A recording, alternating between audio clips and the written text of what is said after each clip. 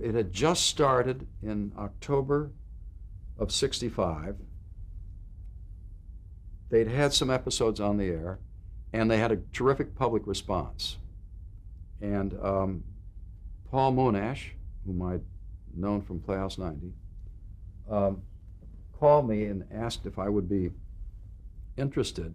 And to tell you the truth, I was feeling a little heady at the time, and I thought, I'm not sure I want to do this stuff. And I had another offer, and it was to go to Universal to work with Hubbell Robinson, who had been pushed out of CBS. I think I can say that. Pushed out of CBS, and set up a unit at Universal. And I thought he was a very creative man, and I wanted to work for him. So I had two offers. Doesn't happen too often. And I was interested in the offer with Hubbell Robinson. And then I went to see Paul Monash, and my agent called me and said, "You have to take the offer with Paul Monash." I said, "Why?" He said, "Well, because they're going to pay you a lot more." And I thought, well, up to this point, I hadn't concerned myself, because I'd been fortunate always working. And I thought, it is a lot more. And my agent, who would, of course, earn more, kept pounding on me. So I went to work at Fox. I'm glad I went to work at that studio. And so I went to Peyton Place and plunged into it immediately. They had already been on the air. They went on the air in October, and I joined them, I think, the end of the year, I think December. What was your job? What was your title? My title was Executive Story Consultant. I didn't want that title, but I'd rather have story editor. My agent said, keep the title, it's more money. So, okay. Executive Story Consultant, and later I think it was Associate Producer. Those titles are very interchangeable. I had the same thing to do. Had you read the book and or seen the movie? I had seen the movie, and as soon as I heard from Paul Monash, I read the book. The movie I thought was very melodramatic, but okay. The book had some very interesting stuff in it, including a racial element that ABC did not want to use. So right away that was out. But mostly it was trying to capture the idea of a small town that seemed on the surface to be functioning in a great all-American comfortable way, but underneath was seething with all kinds of angers and sex and everything happening. Do you think it tried to be was it a toned-down version of the movie, or did it have its own I think it was elements? Not particularly toned down from the movie.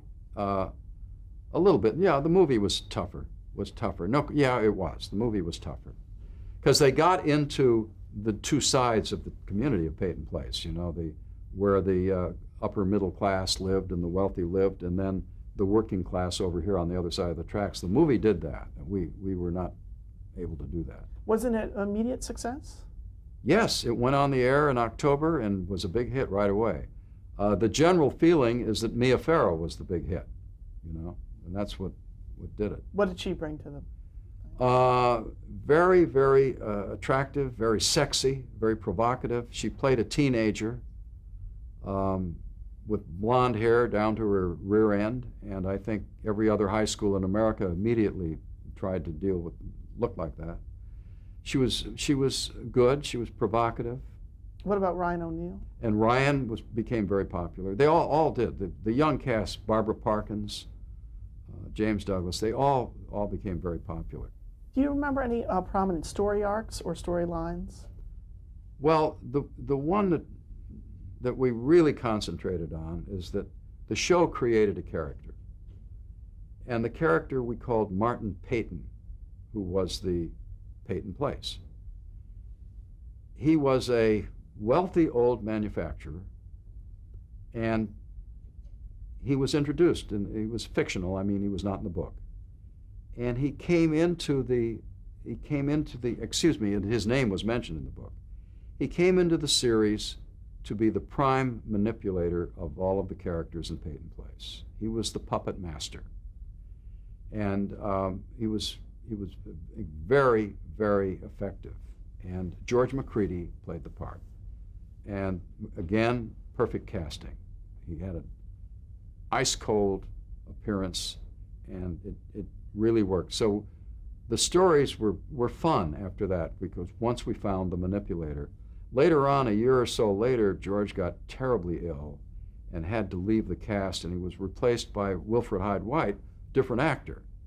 And I think that hurt the show, because Wilfred Hyde White was very good in the part, but in fact, he was excellent in the part. But it was a difficult jog for an audience to be working with George McCready, watching him. Suddenly, there's Wilfred Hyde White. It's just a different look. How did you come to write the final episode, and what was it about?